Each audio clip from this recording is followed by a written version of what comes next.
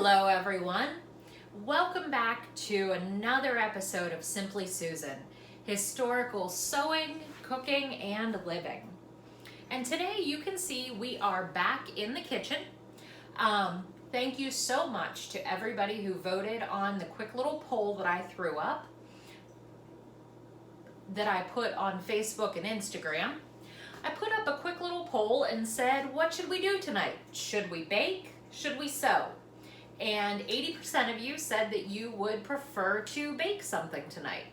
So that's exactly what we are going to do. So tonight what we are going to be doing is we are going to be making French style macarons. We'll talk about them more. We'll talk about the history of the macaron cookie. It's really interesting. But let's get started, get them put together. First thing I need to do is separate 3 eggs. We only use the whites for this recipe. This recipe is going to start with a meringue, and then to that we are going to fold our other ingredients in. And something I didn't know, so you can make macarons either French style or Italian style. This method of making the meringue first and then adding the sugar and almond flour is the French style. I did not know that. I should probably start by saying I have made macarons one other time. I made them actually vegan. So instead of using, come on buddy, egg whites to make the meringue, you actually use, it's called aqua de faba, which is basically just the runoff water from a can of chickpeas. Sounds really gross and weird, I know, but it's actually absolutely amazing. The protein, there's like enough protein that kind of runs off into that chickpea water, and yeah, is able to whip up just like a egg white would.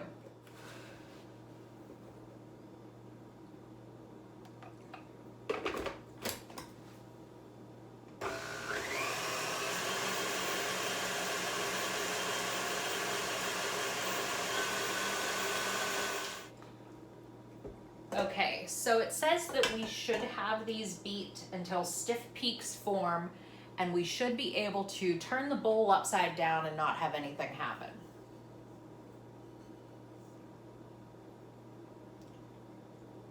Oh, okay, cup of almond flour.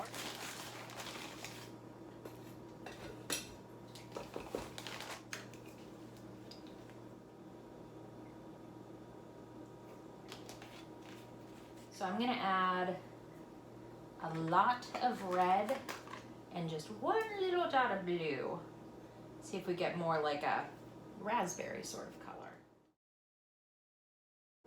After the last addition of almond flour, continue to fold slowly until the batter falls into ribbons and you can make a figure 8 while holding the spatula up. That looks a little bit more like here.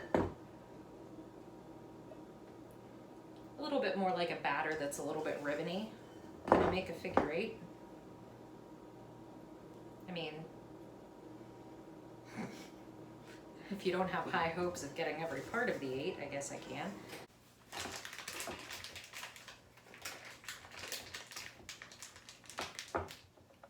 Okay.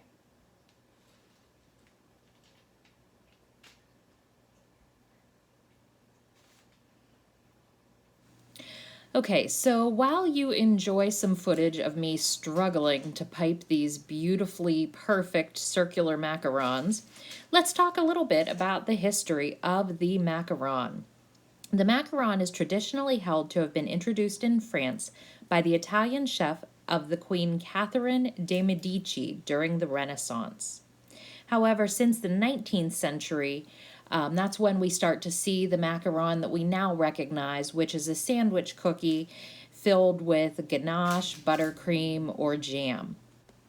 Macarons have been produced in the Venetian monasteries since the 8th century AD. Also, according to let's butcher this pronunciation here, apologies ahead of time, La Russe Gastronomique. The macaron was created in 1791 in a convent near Cormery. In 1792, macarons began to gain fame when two Carmelite nuns seeking asylum in Nancy during the French Revolution baked and sold the macaron cookies in order to pay for their housing. These nuns became known as the Macaron Sisters. In these early stages, macarons were served without special flavors or fillings. Many Italian cookbooks of the 16th century mention almond biscuits closely resembling the macaron, albeit under different names. The earliest known recipe dates back to the early 17th century and appears to be inspired by a French version of the recipe. There's a lot of crossing boundary lines there between France and Italy, isn't there? Well, at any rate, the very first recipe that is recorded to make French macaroons, is how it's spelled there, calls for a lot of different ingredients, rose water, and also 3 grains of ambergris, which is a product that comes from the stomach of a sperm whale, and I'll spare you more of the description of it, but let's just say that's a hard pass on adding that to anything that I am ever going to eat. There are also, obviously, as we're sort of discussing here, 2 styles that macarons can be made. There is the French method, where the egg whites are whisked until stiff peaked meringue forms, and then from there the rest of the ingredients are added, and then the Italian method, which involves whisking the egg whites with a hot sugar syrup to form the meringue. So we have piped our macarons. I'm already questioning the texture of the batter because some of them look like they're spreading out pretty far already. But what we are supposed to do now is let them sit and rest for 30 to 60 minutes until they are dry to the touch, and then we'll be ready to bake them. In the meantime, I'm going to get things washed up and get ready to make our raspberry buttercream frosting. See you back. We are now going to try to make a raspberry buttercream. The recipe calls for 1 cup, 2 sticks of unsalted butter at room temperature, 3 cups of powdered sugar, teaspoon of vanilla, 3 tablespoons of heavy cream. What we're going to try to make is not just a plain standard buttercream. I want to try to incorporate some of the red raspberry jam that we used in the Viennese whirls. If you haven't had a chance to check that video out, I strongly suggest that you go back, watch that one. They were absolutely amazing. So I kind of want to see if I can incorporate a little bit of that flavor profile. So we're going to add a little bit of jam. I don't have quite as much butter, and I won't use quite as much sugar. I'm just going to kind of play around with it, see if we can get a consistency that we like, and yeah, try something a little different. Let's add in a glob of jam. All right, and then instead of putting in, because you're supposed to put a little bit of vanilla, instead of putting any vanilla in, I am putting a teeny little bit of orange extract. Just because I think that the citrus from the orange is going to come through really nice for me. Okay. Then let's start adding in a little bit of our powdered sugar and see if we like that texture.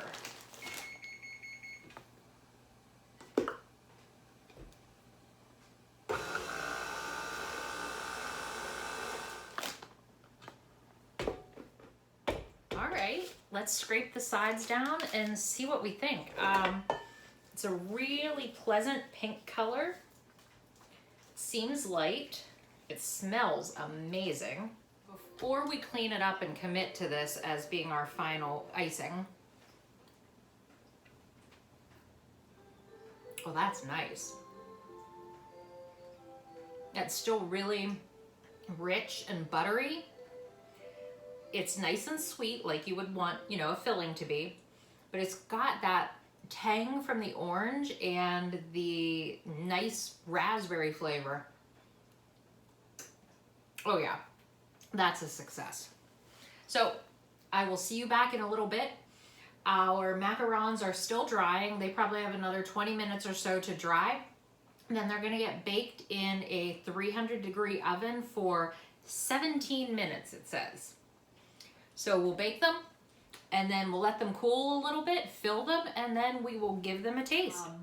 The macaron shells have come out of the oven, and they turned out questionable at best, but we're gonna fill them, we're gonna try them. So when you make a macaron, the shell should have a foot. Like, how can I show? Can we zoom in on that part a little bit? So it should puff up a little bit at the bottom and have this little bit of a foot. And then it should be nice and smooth and glossy. Some of them turned out like that. Some of them are kind of cracked and big and flat. So, but they all have the same ingredients, so I can't imagine that any of them are going to be terrible. Okay, time to do some more piping. Time to talk a little bit more about some of the history and interesting things about the French macaron like we made here. So there is some variation in whether the term macaron or macaroon is used, and the related coconut macaroon is often confused with the macaron. In North America, most bakers have adopted the French spelling of macaron, M-A-C-A-R-O-N, for the meringue-based item that we have made here. However, due to the different languages and different variations of this item, again, like I said, some people refer to it as a macaron or a macaroon, and in Italian, where it has the shared history with the Italian version, it was actually referred to as a macaroni. So that's, one more version of this same item. It is also noted in an article, a linguistics article by Daniel Jarofsky, notes that French words ending with on that were borrowed into English in the 16th and 17th centuries are usually spelled with oon. Words such as balloon, cartoon, platoon. So therefore, in the UK, many bakeries continue to use the word macaroon when describing the meringue style item that we just made. Now we are finally to the end part and the best part of any baking project. Let's taste one. All right, so we can see I'm going to have one of the pretty ones. This is one that has the little bit of the foot. Got a nice little layer of the buttercream in there. Let's see.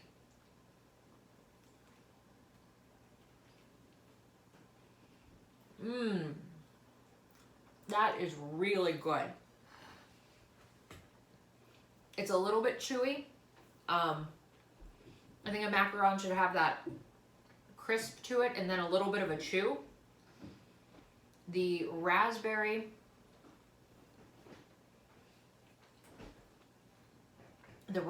with that hint of orange just makes it so nice. And yeah, I think I'm looking forward to having a French style macaron with my coffee in the morning, at least for the next couple days. So thank you all for joining me on this episode of Simply Susan, Historical Sewing, Cooking, and Living. So if you're feeling brave, try some macarons yourself. I bet they'll turn out pretty good no matter what happens. So thank you for your time. If you haven't already, please subscribe to this channel. Leave a like, leave a comment, let me know that you're interested in what we're doing. And make sure you keep an eye out on Facebook and Instagram for whenever I throw a poll out that we can, decide together what we're gonna work on next. So thank you for your time, and I'm going to go share some macarons and enjoy the rest of my evening. Thank you, bye.